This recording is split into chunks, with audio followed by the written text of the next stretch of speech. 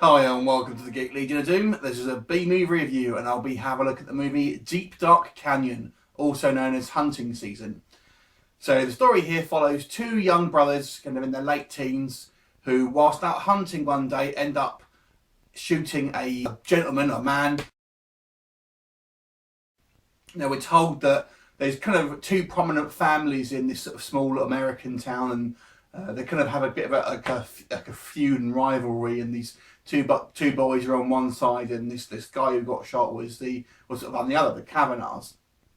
And whilst they kind of initially sort of go to the police, there's basically the Kavanaghs ultimately decide they kind of want to lynch these two young lads, and they kind of go on the run, sort of handcuffed together when they escape from custody. And basically the majority of the film sort of follows is essentially a chase movie as these guys are sort of trying to sort of escape throughout the woods and trying to their plan is to sort of try and hijack a boat and sort of get across to Canada, and these basically family of guys trying to sort of capture or kill them ultimately. So the actual positive points about this film, I think it's relatively well acted. I think the two young leads do a sort of a reasonable job. You've got some alright supporting cast here, although there are a couple of what I would consider probably stereotypes in here. Also, it's obviously all shot on location in the woods and stuff, and that looks very, very nice, sort of and pretty on screen and everything.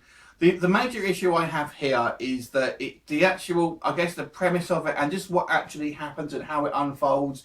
If you're looking at it in a kind of what would really happen in this sort of situation, it just is very, very far-fetched and kind of simply just wouldn't happen in like this. Basically, kind of everything from the kind of the what happens legally to these people just deciding they're going to kind of go and sort of just murder these people without any sort of ramifications, stuff like this. And these two lads' father is actually, I guess, the town sheriff. Yet at no point does he sort of try and sort of call to help from out of state or the kind of the federal police or whatever to try and help him in stopping these kind of gang of other sort of this family trying to sort of kill his sons and things like that.